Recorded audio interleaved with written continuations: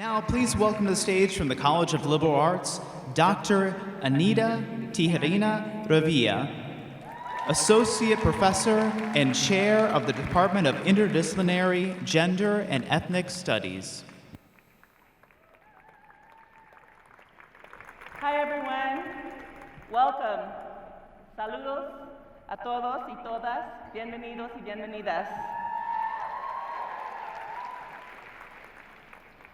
I'm going to start off by situating myself and letting you know a little bit about who I am and how I came to be here. What you'll find is that when you enter the classroom, some of your professors, probably most of them, will go directly into the subject matter and they won't tell you anything about who they are.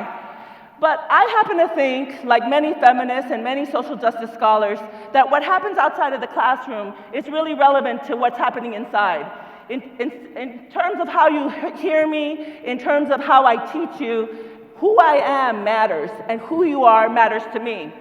So I am a Chicana, Latina, Tejana from the south side of San Antonio, Texas. I grew up in extreme poverty. I was raised by a single mother who did not have access to higher education, and my father died when I was 8 years old. I am, like many of you, a first-generation college student and also a first-generation academic, which makes me very different than many of my colleagues. I also identify as queer, bisexual, and fluid. I don't fit or desire to fit into a heteronormative paradigm. I'm what some people call a woman of size. It means I don't match the Euro-patriarchal body image, the Euro-patriarchal image of beauty, and I work actively to reject it. I'm also committed to social justice, I'm a feminist, and I'm an activist scholar. But my business card just says that I'm the chair of the Department of Interdisciplinary Gender and Ethnic Studies. Obviously, I'm much more than my business card. At the root of this is my family. My family made me who I am. My mother, my brother, my sister, and their children in particular. In grad school, what I did is I studied what we call the educational pipeline. I looked at what people are doing, what's happening along their academic trajectory, what happens for people when they start elementary school, and what happens to get them to college, right? And so I look particularly at Latinos and Latinas, Chicanas and Chicanos. And what I learned was that out of 100 elementary school students who started with me, only 46 graduated from high school. Only 26 of those enrolled in college.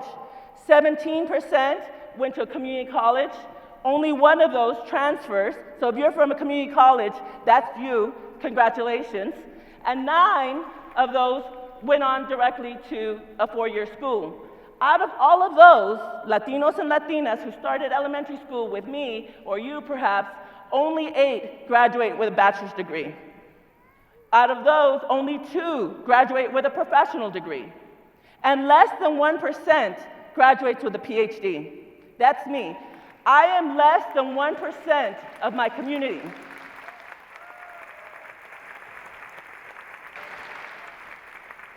For a lot of people, these statistics are pretty dismal. In fact, they may think, well, why even try if only less than 1% makes it to the PhD?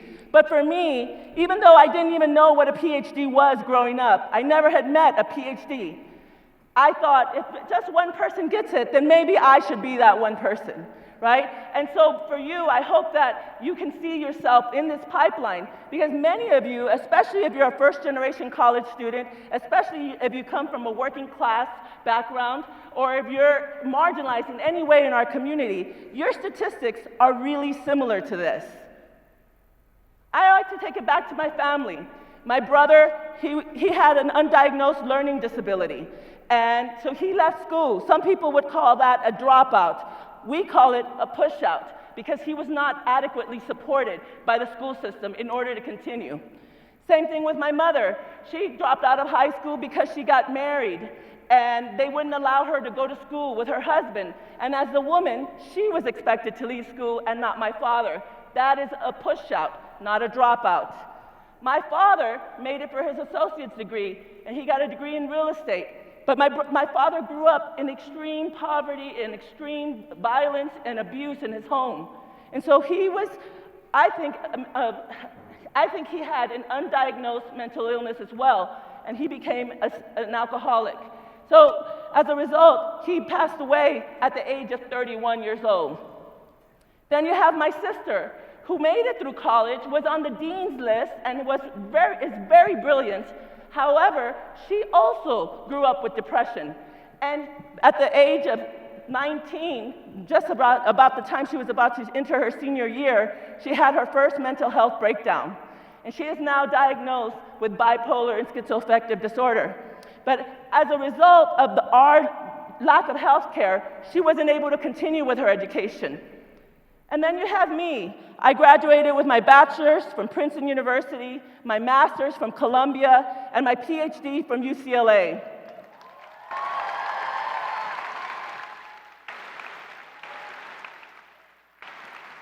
Many people will tell you that I am the success, that I am the smart one, and that I deserved it. I do believe I deserved it, but I also think that my family deserved it. I think they are just as smart and just as deserving, and many of the people who did not make it through this pipeline deserved it just as much as I did. However, there are many obstacles that have stood in their way, similar to some of your friends and family members and your community who aren't here with us today. So I asked myself, how can I change the experience of my sister's children, who I am today raising? They came to me when they were 3 and 4 years old, and now they're 12 and 13. I think about what I do for a living, and it's intimately connected to this goal of making sure their experience is different. I think about all the different ways that we experience discrimination, both on a personal level and a structural level, right? Some of you are aware, for example, of racism, of sexism, of classism, but maybe you've never heard of xenophobia, transphobia, homophobia, mental illness discrimination, or even fatism, body discrimination, right? Some of you, maybe when you eat food, you tell yourself you're fat and you're ugly, or maybe you woke up this morning and looked in the mirror and you insulted yourself. That's an act of violence, right, on yourself. But we don't think about how we're engaging in this kind of discrimination, both on a personal level and a structural level, right? There are people telling us why we can't succeed, basically based on who you are. So what I do is I think about our trajectory. So I'm going to ask you to think about this for just a couple of seconds. Think back to your childhood when someone asked you, what do you want to be when you grow up? Maybe it was in kinder, somewhere along the line in elementary school. What did you want to be? What were your dreams? What got in the way? Or are you living your dreams today? I studied critical race theory, and there's a scholar named Patricia Williams. She wrote that the impact of racism has a murdering impact on the human spirit. You can think about the spirit as your essence, who you are, right? So she said, racism is killing human spirits.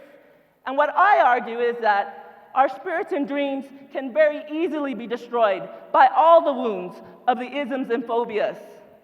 And so I always think about it. How many of you have been attacked in terms of your spirit by these isms and phobias? More questions to ask yourself. Has anyone ever attempted spirit murder on me? Who will intervene so that my spirit is not destroyed? What role will I play in preserving my spirit and the spirit of others around me? Could I too, this is the hardest one, could I too be a spirit murderer? To myself or others, whether it's conscious or unconscious. So I studied Chicana feminism. This is a portrait of Gloria Anzaldúa that I painted.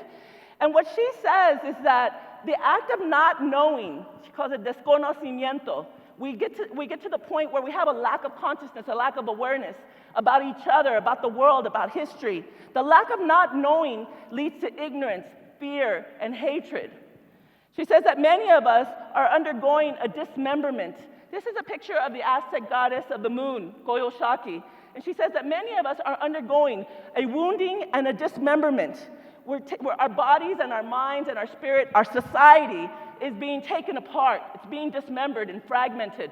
We are attacking each other. And she says what we need to do in order to help that wound or heal is we need to remember.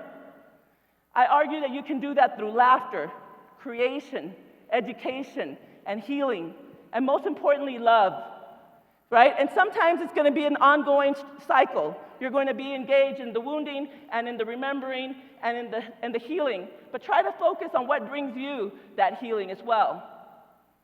So what I'm going to ask you to do is also think about putting ourselves back together. I truly believe that together we are on that Koyoshaki imperative.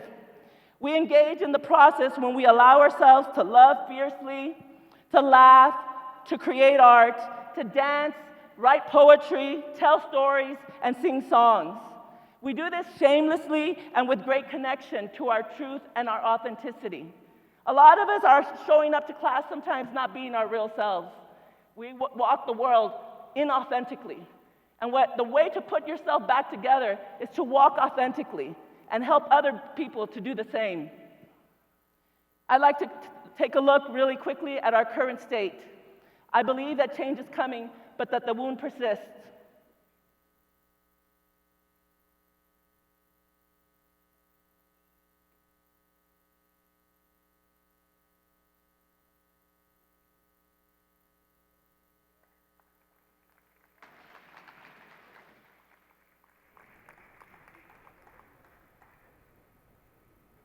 What role will you play?